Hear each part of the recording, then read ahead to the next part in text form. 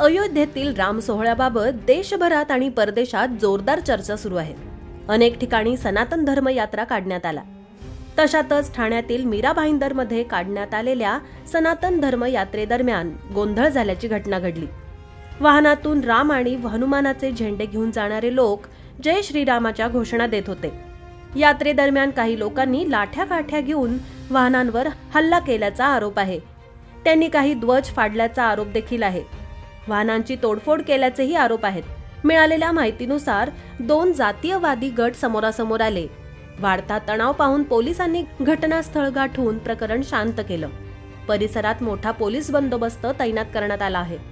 मीरा रोडवर घडलेल्या घटनेबाबत सोशल मीडियावर लोकांनी हल्लेखोरांना लक्ष्य करण्यास सुरुवात केली। हल्लेखोरांना अटक करण्याची मागणी होत आहे। अनेक व्हिडिओ व्हायरल देखील होत आहेत, ज्यामध्ये संतप्त जमावाने यात्रेत सहभागी महिलांवरही हल्ला केल्याचा आणि त्यांना शिवीगाळ मारहाण करून जखमी केल्याचा दावा केला जात आहे।